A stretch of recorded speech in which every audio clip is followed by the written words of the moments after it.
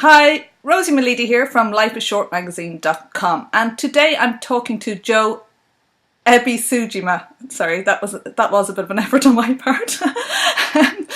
So Joe is the best-selling author of Montessori-inspired activities for preschoolers, and she is an anti-chaos expert, and that's what I'm actually talking to her about today. Joe is from the UK, but she lives in Japan, and which is a completely other story how she actually got there. But she, why I'm talking to her today is really, the new year's coming up, and if you want to start any project, whether it be starting your own online business or a fitness plan or a diet plan or anything at all, really what you need to do is actually get rid of the chaos around you. And that's so I'm just going to talk to Joe about clearing the path and how to go about it, and about decluttering and some little tips like that. So you're very welcome, Joe. Hi. Hi. You did quite well with my surname. I had it written down and I forgot to look at it. So thank you very much. My Japanese is not very good, I'm afraid, but we'll get by. So Joe, just tell us first. I suppose living in Japan inspired you to live the decluttered life, or have you always been very organised? And just tell us a little bit about how you got into this. Well, my mum would tell you that I was never organised and I was the messiest kid going. I think I had organised piles of mess, is probably the way I would look at it. I don't really know how it all sort of came about. I suppose you travel a lot as well. Yeah, travelling a lot helped, because you can only take so much stuff with you. And living in a small apartment, when I first moved to Japan, I lived in a tiny place, and until we moved into the house, we always lived in a small apartment, so we had to be tidy, we had to keep the clutter down, because otherwise it would just be chaos. So I think a lot of that, it was learned. I'm not a naturally tidy, OCD kind of person, so if I can do it, anyone can. Very good. So do you find that being decluttering and organising your chaos as such helps clear your mind, or like why did you set up your site, Organised Chaos? And well, that came about because of my blog. I've got a personal blog that I've been doing since like 6 years ago, since my son was about 2, and I started doing Montessori activities with him, and people would ask me, how do you do it, how are you setting up your room, and all this kind of thing. And I realised that the problem wasn't actually how to set it up, it was the fact that people weren't organised to be able to do it. And that's kind of how it all sort of happened. And when I sat down and then realised that what I was doing and how I was doing it, and making it into a course so people could actually follow it as well. Okay, cool. So that's how it kind of came about. Mm-hmm. And as you said, if you're living in a mess, if you're living in clutter, it's really hard to concentrate and focus on things. And one of the Montessori philosophies is that the child works in a beautiful environment. So if you look at photos of a Montessori classroom, it's always beautifully laid out, it's all on shelves, everything really nicely placed. So I think that's important to help the child focus as well. Mm-hmm. So by reducing the amount of things that they've got on the shelf and reducing the amount of toys so that they can choose deliberately instead of just like pulling everything off, makes a really big difference. Okay. And so do you find that actually goes for adults as well? Yeah, I think so. I think if you think about, if you go to a restaurant and the menu, they've only got 5 or 6 things, it's really easy to choose what you want because you haven't got much choice. But then if you go to a restaurant and there's like 50 things on the menu, you sat there for ages because it's like, oh, there's too much choice. I don't know, shall I have this? Shall I have that? That's so true. And I think that works with so many other things, that if you've got too much around, it's really hard to choose one thing to do and one thing to concentrate on. Yeah, that's so true. It's like giving a child a candy bar or bring them into a sweet shop. If you give them loads of choice, they'll be there for ages. So, yeah. So actually being really ultra organised is a first step to anything, really. So what are your tips to actually decluttering or to organising your chaos? I think first of all, it's something that you have to work on all the time. It's not, one thing that you do once a year, like a big spring clean. I think when you decide what to declutter, so if you're going to do your closet, then set up a box for things that you're going to throw away that are just going to go in the bin or to the recycle centre, or whatever you do with it. And then another one for things you're going to give away. And then another one for things that maybe you want to sell. And as you go through, decide if it's a keeper or if it's going to go in one of these boxes. And sometimes you come across objects and it's hard to give it away because of sentimental value attached to it. So I advise my clients to perhaps put that at one section of your closet, and then maybe next time you come to do the decluttering, you'll be ready to get rid of it. Oh. So it's like an ongoing process. Sometimes it's really hard to start and you can only throw like 2 or 3 things away. But as you keep doing it, it gets easier, and some people go to the extreme of being a minimalist and only having 100 objects, but it gets easier the more that you do it. And I think, especially as we're coming up to Christmas, to declutter before Christmas is a good idea, because then you clear the space for new presents or whatever else that's going to come in. Yeah. And that means when it comes to January and you want to start your New Year's resolutions, you've already cleared the space to be able to do that. Mm-hmm. Yeah, because like that, I have clothes still that I had when I was 18, which is like 23 years ago. But I can't give them away because they have sentimental value. And but somebody actually recommended that I take a photograph of it and keep the photo rather than the actual item. But I was thinking, well, it's going to be vintage soon, so I should actually hold on to it. Hoarder or what? I think it's okay to keep 1 or 2 things. I've got a couple of things, same kind of thing. I've got a couple of things in my wardrobe, but whether I'll ever get my butt in them again, we'll see. But I think a lot of it you just have to grit your teeth and say goodbye. We have a little ritual with sorry.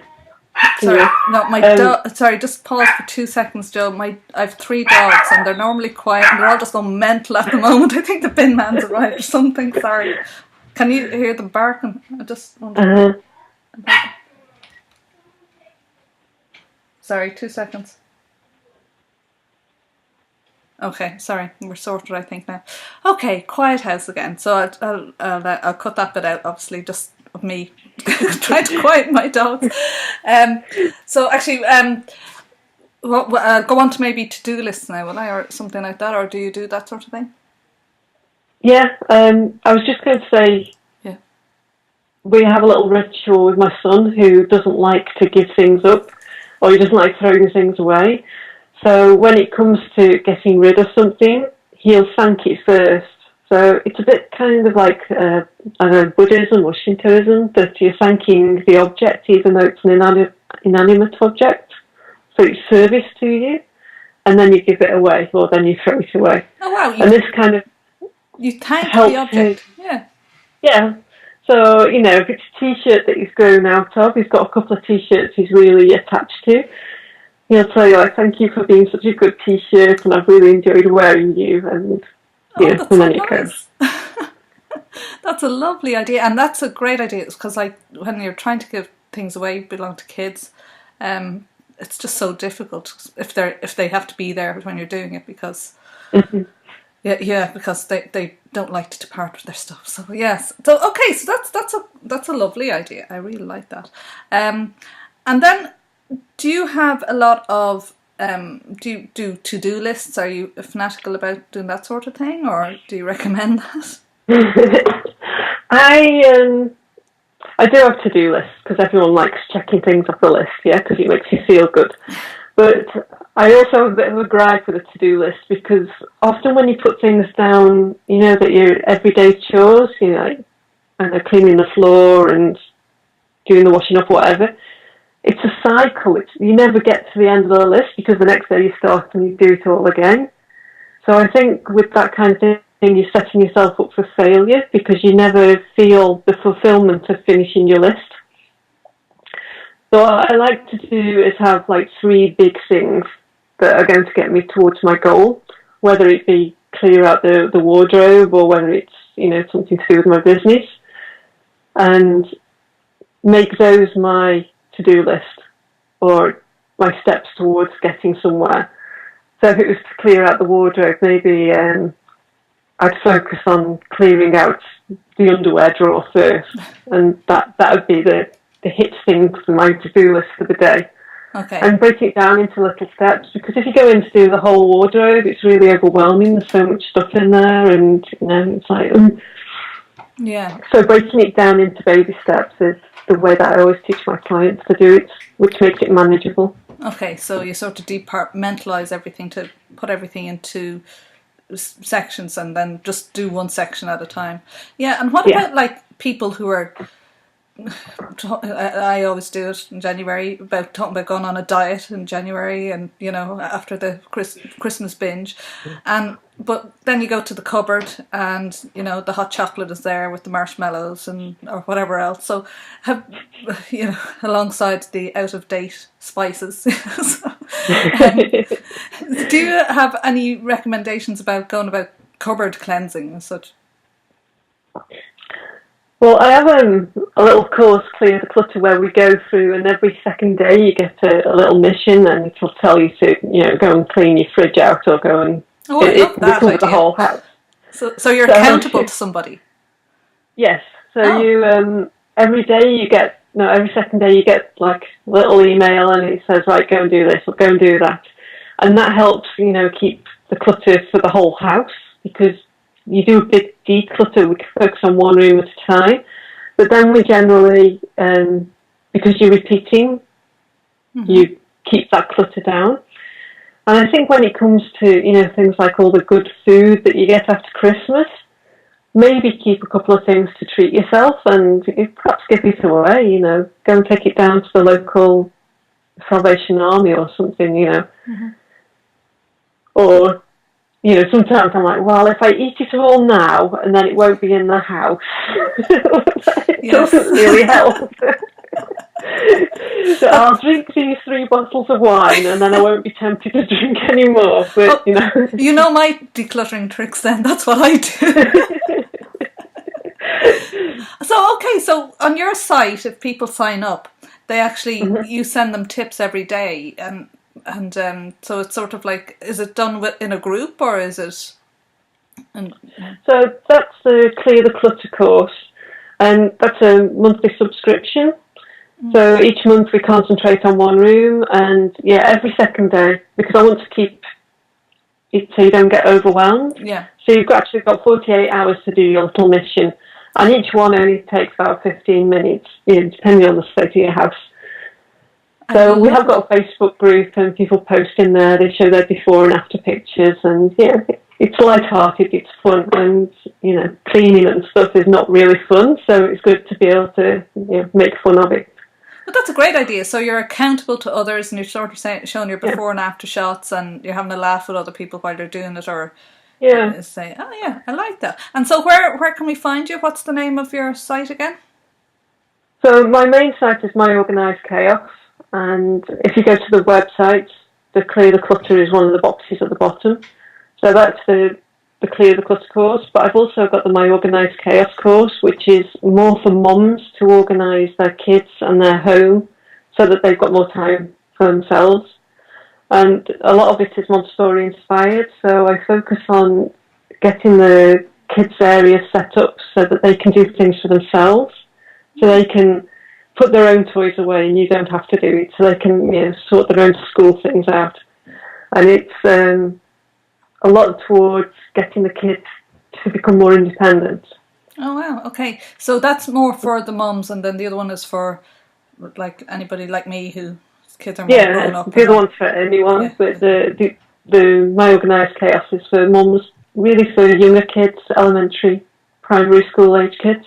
Although I think my teenager could do So. with it too. That sounds fabulous. Okay, so I'm going to go over and have a look at that. And I say it's something again that people could sign up for in the new year, or sign up for now and start getting organised for the new year. So I think Yeah. that's brilliant. So what I will do, Joe, is I'm going to put that link below if people are looking at this on YouTube. And I'm going to also put the link on my website in the magazine, lifeisshortmagazine.com, where we'll have the article about this interview and that as well. So it was lovely talking to you, Joe, and thanks very much for joining us from Japan. Thank you for having me. It's been lovely.